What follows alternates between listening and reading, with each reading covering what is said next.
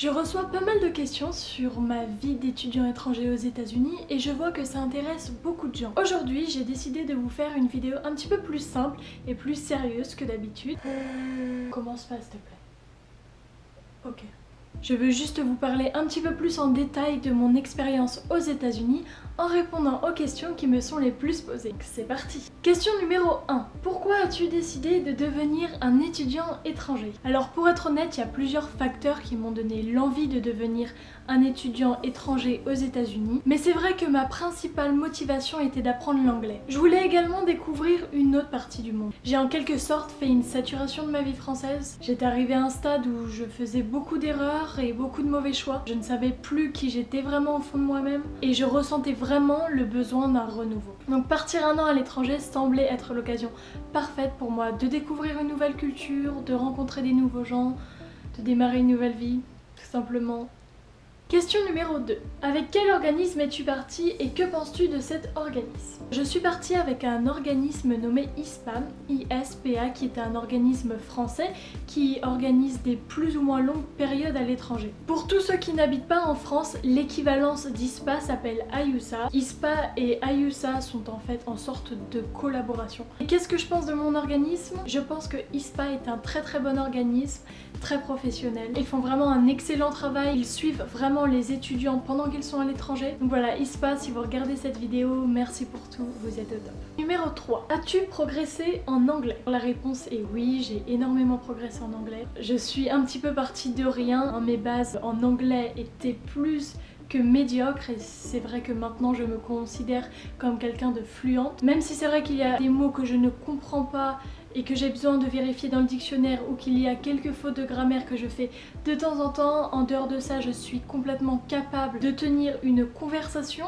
Je comprends très bien ce que me disent les gens et les gens arrivent très bien à me comprendre. Donc c'est parfait. Question numéro 4. Cite ton moment fort jusqu'à maintenant. Alors c'est vrai que j'ai eu pas mal de moments forts. Si je ne devais en citer qu'un, je pense que je citerais ma Spirit Week. C'est en fait une semaine au lycée où vous devez vous déguiser tous les jours de la semaine. Donc vous avez un thème différent chaque jour. Par exemple vous avez le thème touriste, vous avez le thème pirate. C'est également la semaine du homecoming. Donc pour ceux qui ne savent pas ce que c'est, le homecoming c'est en fait un bal. Durant cette semaine vous avez également toutes les campagnes pour le homecoming. Donc par exemple moi j'ai concouru pour devenir princesse mais je n'ai pas été choisie. Vous avez mes posters que j'avais postés à la cafétéria et vous avez mes deux slogans. Donc si vous aimez les frites françaises, vous aimeriez peut-être une princesse française, donc votez pour Margot. Mon deuxième slogan était démarrer une révolution française, votez pour une princesse française, votez pour Margot. J'ai également distribué plein de flyers et j'ai également fait des t-shirts comme ceci. Donc voilà, en gros il y a ma tête dessus en gros plan. Votez pour Margot, Homecoming Princess. Voilà, tout simplement. Question numéro 4. T'es-tu intégré dans ton lycée américain au niveau scolaire et social? Alors au niveau scolaire, pour être honnête, mes débuts étaient quand même assez difficiles parce que je ne comprenais rien à l'anglais. J'avais beaucoup de mal à suivre en cours. Mais voilà, dès que j'ai commencé à mieux comprendre, dès que j'ai commencé un petit peu à parler anglais, je me suis tout de suite adaptée très facilement. Et concernant ma vie sociale, c'est vrai que ça a été un petit peu fou, je m'attendais pas du tout à ça.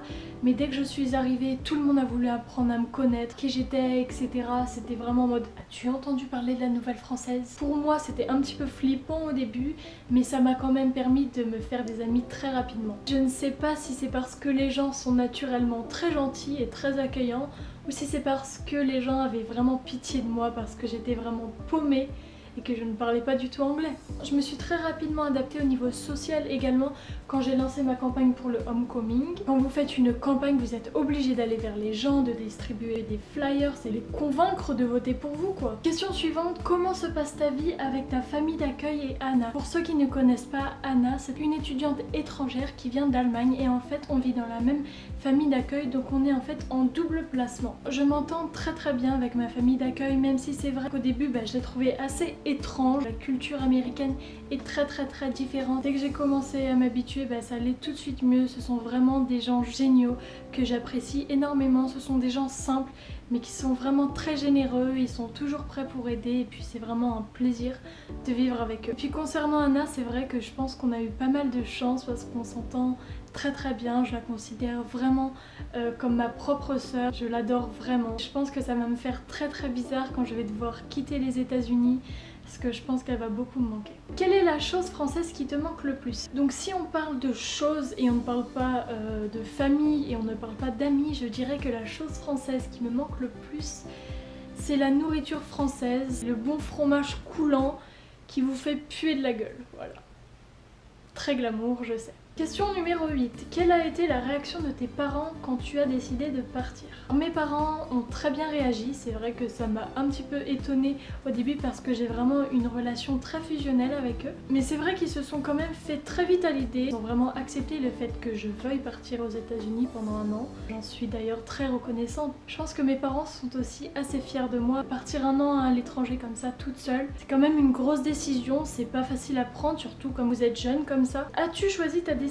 Je n'ai pas du tout choisi ma destination. J'ai en fait posté mon profil en ligne, donc sur le site Dispa ou Ayusa, et toutes les familles qui souhaitent accueillir un étudiant ont accès à tous les profils et après avoir décidé quels étudiants ils veulent, ils le sélectionnent. ISPA et Ayusa en fait rentrent en contact avec vous, vous appellent et vous disent voilà, vous avez votre famille d'accueil qui se trouve à tel endroit et voilà, c'est pas super compliqué. Après c'est vrai que ça dépend les programmes, par exemple moi j'ai choisi un programme qui s'appelle le programme J, qui est un programme de 10 mois à l'étranger où je ne peux pas choisir ma destination, mais vous avez vraiment d'autres programmes qui vous permettent de choisir la destination. Très personnellement j'aime énormément ce jeu de hasard parce que vous pouvez vous retrouver n'importe où, vous pouvez très bien être en Alaska, en Californie, à Washington, Texas, en Floride. Je pense que chaque état est très intéressant et a sa particularité. Avant-dernière question, quelles sont les activités que tu fais en dehors des cours? Je change tout le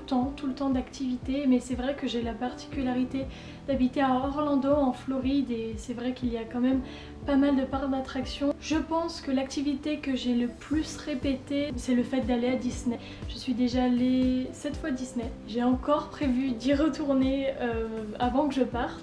Sinon c'est vrai que je vais pas mal à la plage et sinon généralement je sors avec mes amis. Dernière question, regrettes-tu de vivre cette expérience? Non, je ne regrette absolument pas de vivre cette expérience. J'ai accompli des choses dont je ne me pensais même pas capable de faire. Je me suis également redécouvert personnellement. Comme je vous le disais au début de cette vidéo, avant de partir je ne savais plus vraiment qui j'étais, je ne savais plus vraiment ce que j'aimais faire dans la vie. Et c'est vrai que depuis que je suis là, je m'épanouis de plus en plus. Être un étudiant étranger, c'est vraiment toute une vie dans une année et ce n'est pas une année dans une vie. Je suis passée d'une simple adolescente à une adulte, puis voilà, qui sait, c'est peut-être ton tour de devenir un étudiant étranger.